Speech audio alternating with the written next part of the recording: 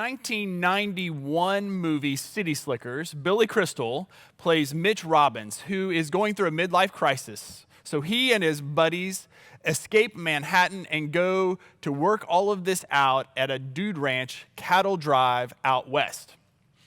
These city slickers find themselves under the direction of a crusty cowboy named Curly, who is played by Jack Palance. In a key scene, the two men have a heart-to-heart on horseback, and Curly shares with Mitch the secret of life. I'm just saying. How old are you? 38. 39. Yeah. You all come off here about the same age, same problems. Spend about 50 weeks a year getting knots in your rope, and then you think 2 weeks up here will time for you. None of you get it. Do you know what the secret of life is? No, what? This. Your finger? One thing. Just one thing. Now, if you're like me, you're trying to get over the fact that that movie in 1991 was 30 years ago. But the question is still as important. What is your one thing? Today, and for the next month or so, I'm going to suggest an answer to that question. In fact, we're going to consider a biblical answer to the question. And then we together are going to try that answer on for size. Think of it like an experiment or a trial period. If you don't like it, you can return it for a full refund. No pressure. What is the one thing that helps us sort through everything else? You might guess why that is an important question, especially right now. After all we have been through, we're all like those city slickers. Our entire world is going through a sort of midlife crisis.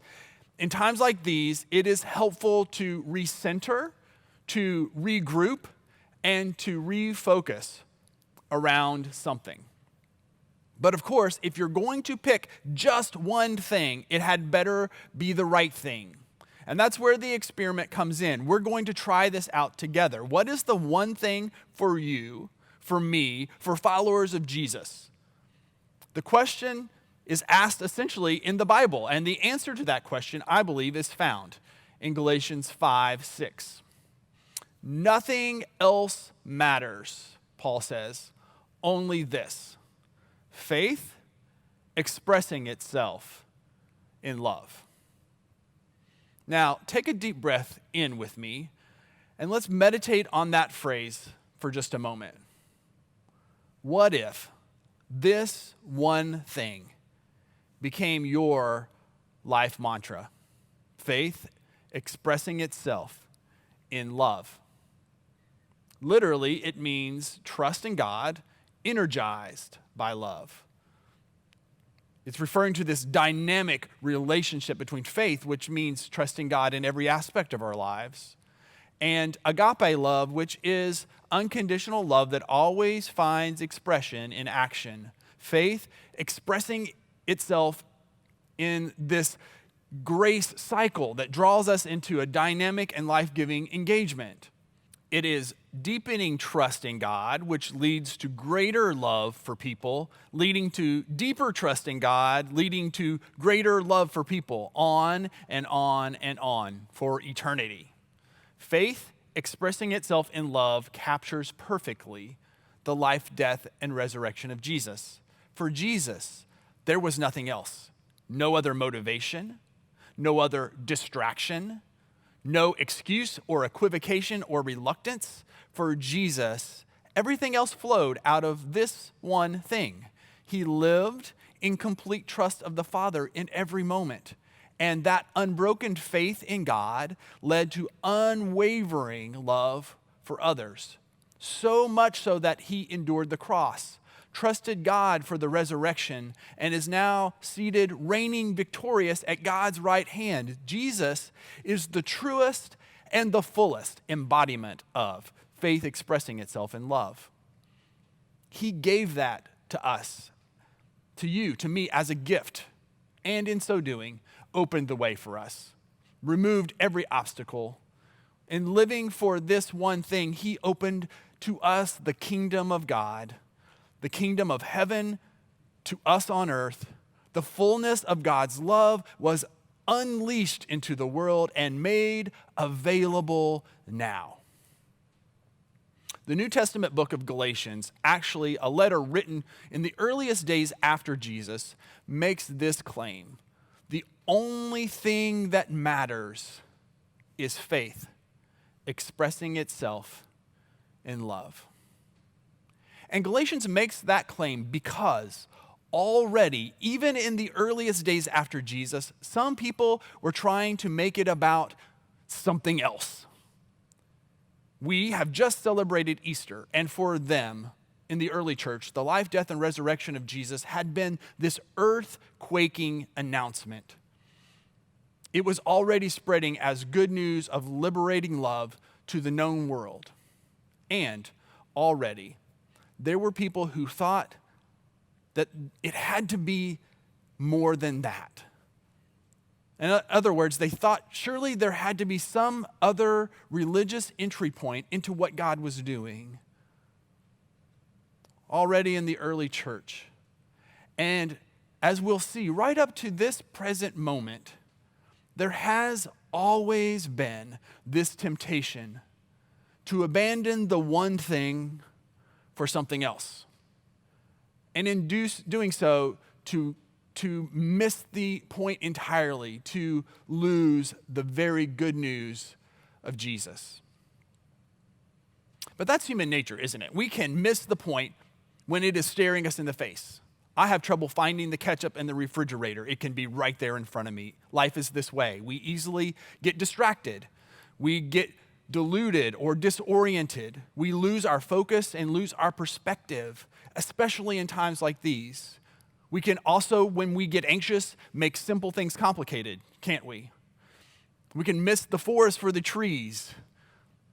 We can go on adventures of missing the point, or whatever expression that we have to describe how we try to focus on things and lose focus.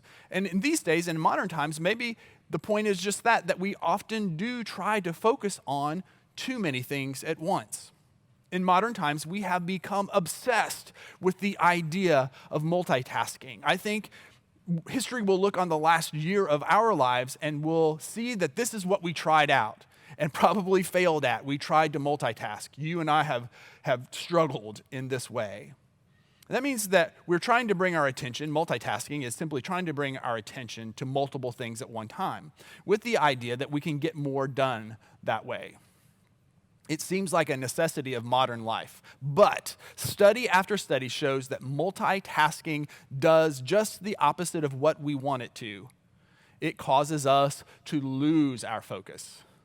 And this was first really documented over 10 years ago in a 2009 study at Stanford University, which found that multitaskers were less mentally organized. They struggled at switching from one task to another, and that they had a hard time differentiating relevant from irrelevant details. Sit with that for just a second. This is according to the Business News Daily. Multitasking is really a way for us to lose sight of what the main thing is, to get focused on all the wrong things, and have trouble focusing back in. It's a way of saying that we aren't focused at all. A more recent study by Bryan College found that balancing more than one task at a time actually hinders employee performance, with an ultimate global cost of $450 million a year. Multitasking is costing us in lots of ways. And so think of it this way. The movement of Jesus has also dealt with this all along, with this temptation at a sort of spiritual multitasking. What we see in the book of Galatians is that the church has always had a hard time differentiating between relevant and irrelevant details. And I'm hoping that strikes a chord because we're going to be talking about this. Over the millennia, we have tried to tack irrelevant details onto faith expressing itself in love. And we call it doctrine, or we'll call it a social issue, or we'll call it a certain practice that has ultimately led the church to losing its focus. Have you noticed this? that there always seems to be this one thing that isn't actually the one thing. It might be a doctrine, it might be a practice, it might be a distinctive belief, it might be a social issue, or whatever it is that seems to be the most important thing at the time. There is always something that Christians will end up fighting over and splitting over. Some reason why we can't sit at the same table and share communion anymore. Some distraction from sharing in the expression of love that the church is called to a hurting world. There is a reason why Stephen Covey is famous for saying the main thing is to keep the main thing the main thing. From the very beginning of the Christian movement, followers of Jesus have struggled to keep the main thing the main thing. And so today we begin a series designed to help us get in touch with what is really the main thing, to keep our focus on that main thing, and to give our lives, to hear the call to give our lives in wholehearted commitment to just one thing. This series will also explore some of those reasons we get distracted. We'll talk about why Christians argue and get sidetracked.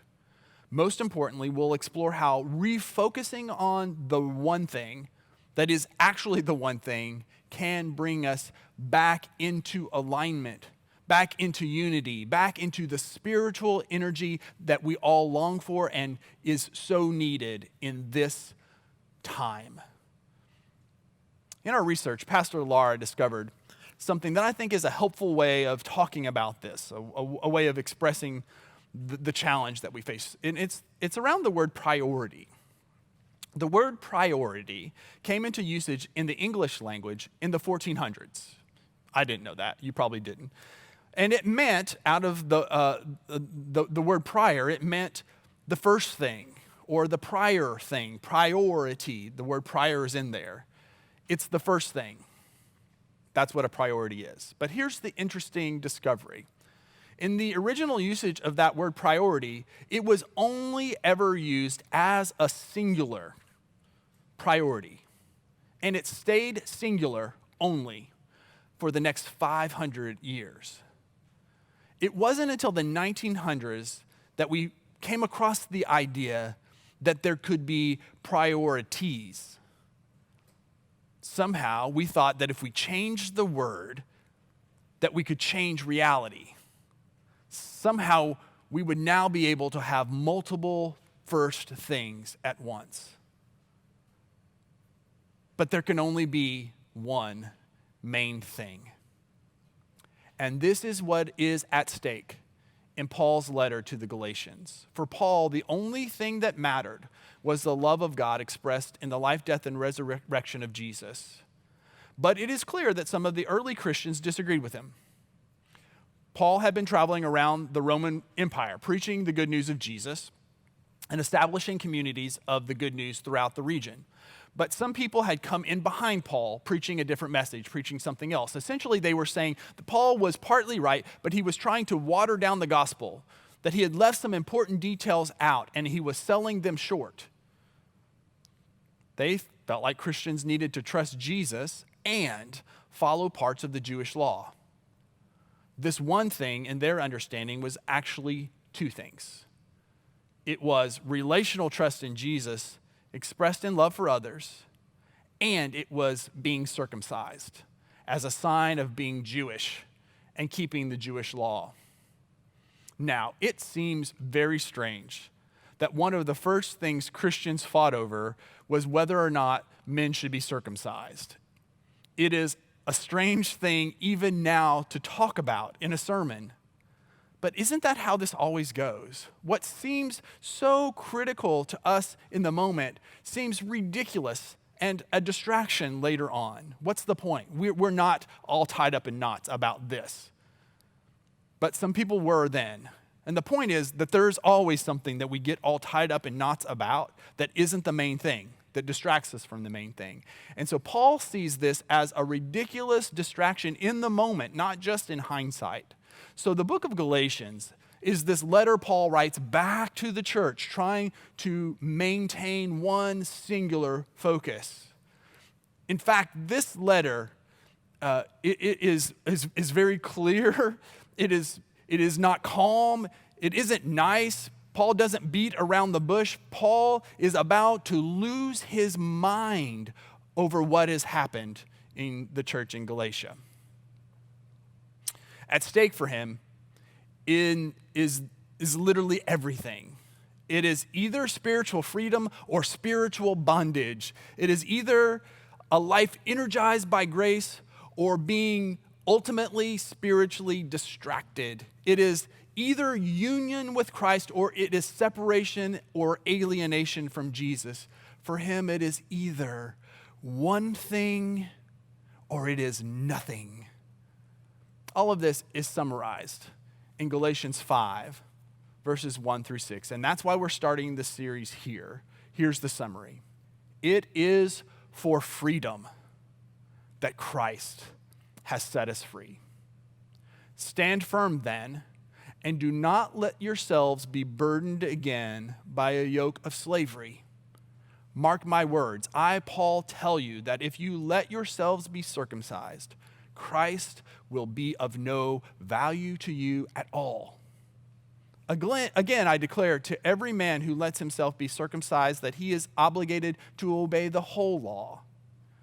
You who are trying to be righteous by keeping the law have been alienated from Christ. You have fallen away from grace. For through the Spirit we eagerly await by faith the righteousness for which we hope. For in Christ Jesus, neither circumcision nor uncircumcision has any value. The only thing that counts is faith expressing itself through love. Paul is straightforward. He is unequivocal. There is simply no way to tack on anything else to the gospel of grace. If your focus is on anything else, then Christ will be of no advantage to you. You will be severing yourself from Jesus. You will be going backward again into slavery. You will be ensnared instead of free. It would mean that Christ died in vain. It would mean that you have fallen from grace. Now, that's an interesting phrase, isn't it? Galatians 5 is where we get the phrase, by the way, fall from grace. But I'm guessing Paul uses it in a different way than you have probably heard it used. How can someone fall from grace? The answer is not that people forever lose God's mercy when they commit sins. Not that sin isn't important, but that's just not how Paul uses it. Or it's not when they grow lax in their prayer life and their attendance at worship, or even acting hypocritical in some way. Those are the reasons often given, and those things are important. But for Paul, however, this is the way that we fall from grace. It is only by trying to pursue goodness through keeping the law. That's how you fall from grace. It's a giving up on grace. It is giving up on the one thing that makes sense of everything else. And that is how you cut yourself off from Christ. Now listen carefully, and this is important. Paul is not downplaying the need for righteousness or living well or being free from sin or what we might say true spiritual transformation. Paul is not saying that we're all sinners and transformation is beyond our grasp.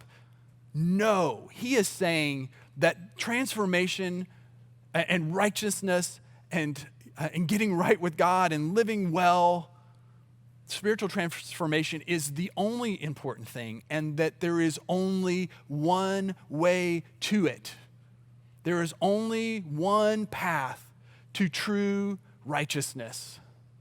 There's only one possible source, and it is found in the gospel, in the good news of Jesus, with nothing else added. He's saying that true righteousness, actual transformation, is found nowhere else. Our only hope is faith expressing itself in love. So today I'm asking you to brand this phrase onto your heart, to think about it and reflect on it in the days ahead. I'm asking you to take this phrase and not forget this sermon on Monday or Tuesday or Wednesday or Thursday or Friday. And to ask yourself as we begin to reflect together, is this one thing really the main thing? And as we explore, I think we'll find that we're not always so sure, and there is some confusion around this, and that's why we're going to spend some time on it. I'm going to ask you to consider that this could be the theme that you live by, to make this the one and the only metric you use to measure your success in life, to make this one thing your stated goal personally for how you would live your best life in any given day. And at the end of each day, certainly in the week ahead, as you're laying your head on your pillow at night, to ask yourself just this one question: how did I express my faith today through acts of love? Did I trust God? Did I love well? Now, what if we lived in such a way that this one thing was the chosen words for your gravestone, the words used to summarize your life well lived?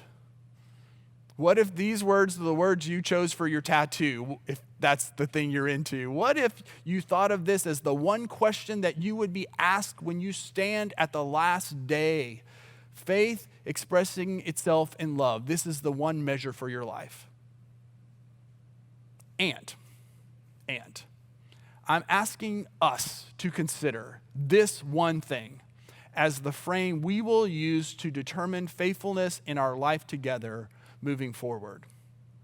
As we reflect on what we believe in a time where belief and faith and how to be faithful has just sort of been tumultuous, when we haven't had clear answers. It's been a tumultuous time as we consider how we practice our faith in a post-pandemic world, as we wrestle through social issues together.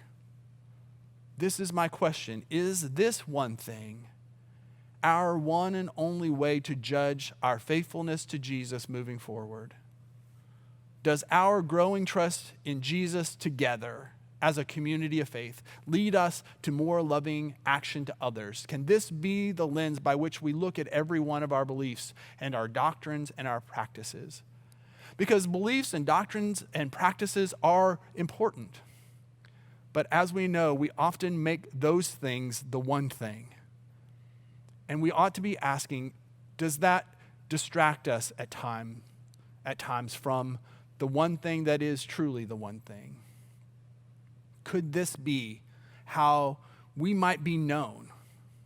The one thing that we as Christians might be known for, that they would say about us, say what you want about them. And they don't necessarily agree on everything, but this is the one thing they do. They find how to express their faith in God through incredible love for people, unconditionally, lavishly, radically, recklessly, selflessly, sacrificially, unexpectedly.